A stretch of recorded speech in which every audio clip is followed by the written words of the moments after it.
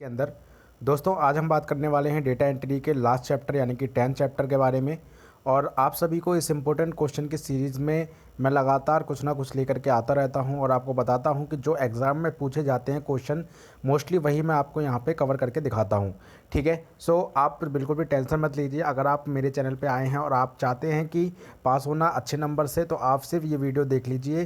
जितने भी मैंने वीडियोज़ की प्लेलिस्ट बना रखी है वो मैंने डाल रखी है प्लेलिस्ट में, जाकर के आप चेक इन कर सकते हैं। और उसके अलावा अगर मैं बात करूं कि बहुत सारी चीज़ें इस पर अपलोड भी होने वाली हैं, जिसमें आपको बताया भी जाएगा कि प्रैक्टिकल कैसे बनाया जाए बिना किसी को पैसे दिए, फ्री में कैसे अच्छे से आप प्रैक्टिकल बना सकते हैं जिसमें नंबर आपको अच्छे मिल पाएंगे। ये सारी चीज़ें मैं आपको इसमें वीडियो में कवर करने वाला हूँ आने वाले समय में। सो अभी हम बात करते हैं डेटा एंट्री के क्लास 10th के एनआईओएस बोर्ड के लास्ट चैप्टर यानी कि 10th चैप्टर के बारे में, जो कि बहुत इंपॉर्टेंट क्वेश्चन है जो कि एग्जाम में पूछ लिए जाते हैं इन्हीं में से। सो चैप्टर 10 की बात करें, जिसमें पहला क्वेश्चन हमारे पास, write the difference between the telnet and FTP. Telnet क्या होता है? टेलनेट की फुल फॉर्म होती है telecommunication network.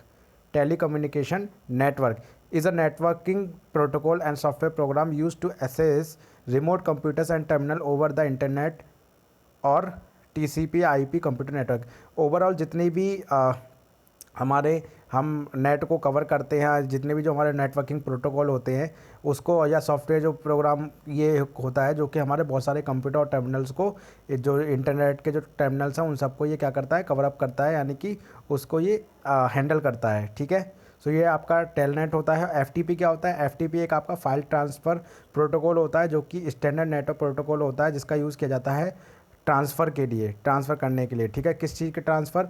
Computer files को एक क्लाइंट से सर्वर पर कंप्यूटर के। ठीक है, सो आप यहाँ पे एग्जांपल भी देख सकते हैं। टेलनेट क्लाइंट क्या है, देखिए टेलनेट सर्वर हुआ, टेलनेट क्लाइंट क्या है वो सब यहाँ पे दिखा रहा है। और दूसरी तरफ हमारा एफटीपी, तो एफटीपी लोकल फाइल उठाई एफटीपी यूज़र इंटरफेस ने, तो एफटीपी क्लाइंट ने मांगी, वो एफटीपी मतलब यूज़र या होस्ट है उसने क्या किया, उसको एफटीपी यूज़र इंटरफेस पे आया, उसने लोकल फाइल किया, वो एफटीपी क्लाइंट के पास पहुंची, फिर वो फाइल ट्रांसफ़र हुई एफटीपी सर्वर पे, फिर वो रिमोट फाइल में जाकर स्टोर हो गई।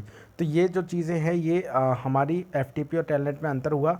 अब बात करते हैं right the difference between the HTML and HTTP। देखो HTML सिंपली क्या है, एक वेब डिजाइनिंग का सॉफ्टवेयर है। जब आप किसी भी वेब पेज को बनाते हैं तो ये आपके HTML का यूज़ होता है, जिसे हम कहते हैं हाइपरटेक्स्ट मार्कअप लैंग्वेज। ठीक है, सो अगर हम बात करें जैसे कि जावा हो गई, आपकी SQL हो गई, इसी तरीके से HTML भी आपकी एक लैंग्वेज होती है जो कि आपकी इस चीज़ को, मतलब जो आपके वेबसाइट है उसको बनाने में काम आती है। ठीक है, सो HTTP क्या होता है? ये आपका हाइपर टेक्स्ट ट्रांसफ़र प्रोटोकॉल होता है। क्या होता है? ये आपका ट्रांसफ़र प्रोटोकॉल होता है HTTP। लाइक आपने कभी देखिए www.google.com आपने सर्च किया होगा, या आपने कभी बहुत सारी आपने देखो HTTP और HTTPS दो तरीके से आते हैं। ठीक है, तो आपने सर्च किया होगा, कभी भी आप वेबसाइट सर्च करोगे गूगल पे जाकर के, तो आपको देखना वहाँ पे एड्रेस जो होगा हमेशा HTTP से स्टार्ट होगा। यानी कि एक अंडर ये प्रोटोकॉल होता है जो कि वर्ल्ड वाइड वेब में के लिए यूज़ किया जाता है। ठीक है, और ये क्या करता है, प्रोटोकॉल को डिफाइन करता है। ठीक है, और जो भी आप मैसेज सर्च कर रहे हो तो वो यहाँ से आपको प्राप्त होते हैं। तो ये आपका होता है HTTP। HTML HTTP में अंतर समझ गए आप।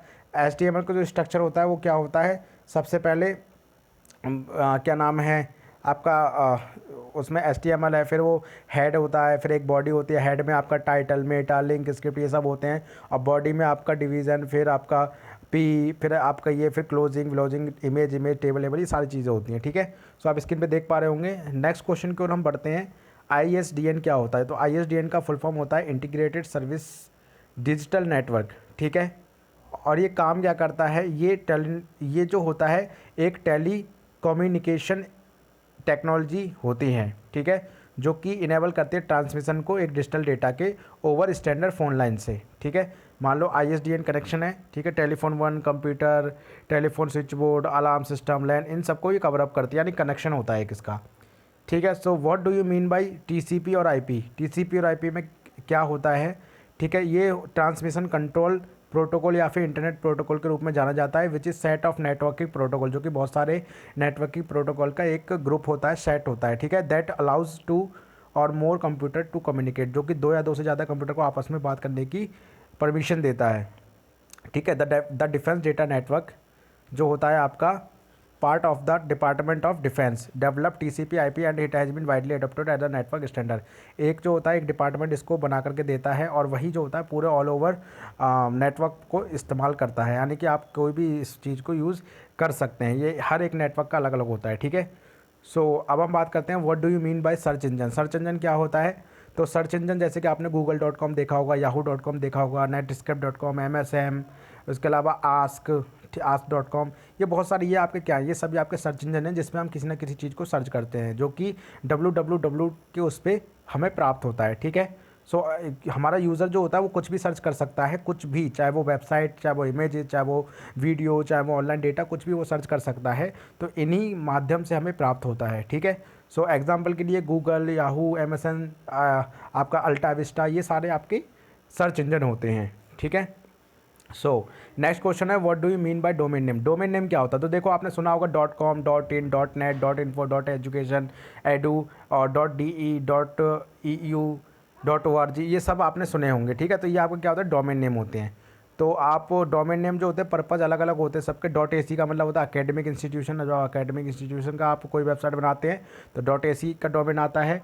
कॉमर्शियल का बनाते हैं तो .com, और इंडिया का बनाता है .in, यूके का बनाते हैं यूनाइटेड किंगडम का तो .uk, ठीक है। तो इस तरीके से, और आपका ऑर्गेनाइजेशन का बनाते हैं .org, नेटवर्क रिसोर्सेज का बनाते हैं तो .net, इस तरीके से गवर्नमेंट का बनाते हैं .gov होता है, ठीक है। इस तरीके से डोमेन आपके होते हैं।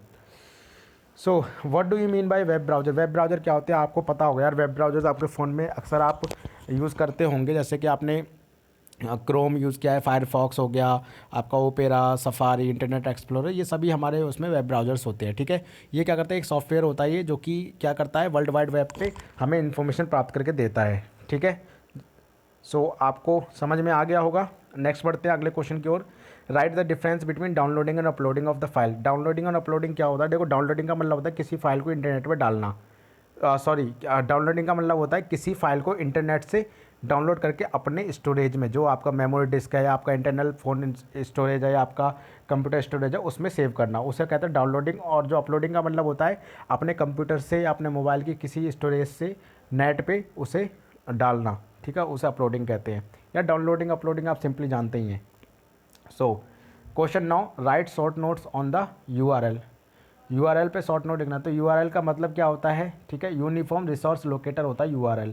यानी कोई भी आपकी वेबसाइट जैसे कि www.google.com, www.yahoo.com, www.nius.ac.in, ये पूरी की पूरी क्या है? ये एक URL कहलाती है, ठीक है। यानी कि यूनिफॉर्म रिसोर्स लोकेटर, यानी कि इसी के माध्यम से हम अपनी वेबसाइट को, जो भी इस वेबसाइट पे पड़ा होगा वो सब, जो भी स्टोरेज होगा, जो भी स्टोर होगा वो इंटरनेट पे वो इसी वेबसाइट पे होगा, यानी इसी URL के सहारे हम यूज कर सकते हैं। आपने कई बार देखा भी होगा जब कोई कंपनियां होती है तो कंपनियों का पर्सनल URL होता है जो कि सिर्फ कंपनी के उसके एम्प्लॉयज़ ही यूज़ कर सकते हैं, अदरवाइज और कोई सर्च नहीं कर सकता।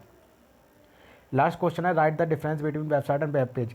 वेबसाइट क्या होती है, वेब पेज क्या होता है? देखो, अब website is a collection of related web page. Web page बहुत सारे हो सकते हैं, ठीक है, एक वेबसाइट के अंदर, लेकिन एक वेबसाइट होती है, ठीक है। और वेब पेज जो होता है वो क्या होता है?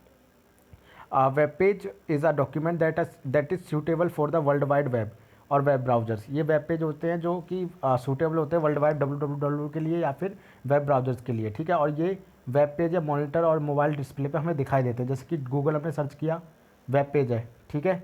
या वेबसाइट की बात करें www.google.com, ये वेबसाइट हो गई। वेब पेज कैसे हो गया? वेब पेज के अगर हम कोई भी चीज़ सर्च कर रहे हैं, जैसे कि हमने मान लो बीमार कैसे होते हैं इसके बारे में सर्च किया, तो एक कुछ भी खुल के आया, वो क्या है? एक वेब पेज खुल के आया, ठीक है। तो ये वेबसाइट और वेब पेज में अंतर होता है।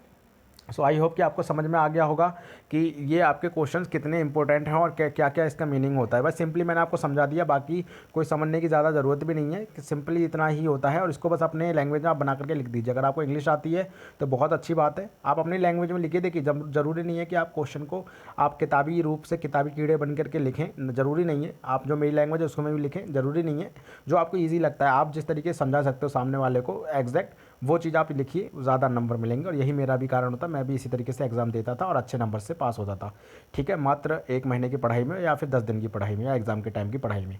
So thank you for watching this video and अगर आपको वीडियो पसंद आई हो तो लाइक कीजिए, सब्सक्राइब कीजिए चैनल को और शेयर कर दीजिए वीडियो को, चैनल को अपने सभी जानने वालों के साथ जो कि एनआईओ से पढ़ाई कर रहे हैं या फिर सीबीएसई से पढ़ाई कर रहे हैं। सभी के लिए बहुत ज़्यादा इंपॉर्टेंट होने वाली है ये यूट्यूब चैनल, और सीरीज़ में मैं लगातार आप लोगों के लिए वही इंपॉर्टेंट लेकर के आता हूँ। जो लोग समय से नहीं पढ़ पाते या कोई ना किसी प्रॉब्लम में रहते हैं और नहीं पढ़ पाते हैं, उन्हीं के लिए मैं यहाँ पर सारी चीज़ें कवर करने वाला हूँ कि टेंशन लेने वाली कोई बात नहीं है। मैं हूँ ना आपके साथ, क्यों आप टेंशन ले रही हैं। So thank you for watching this.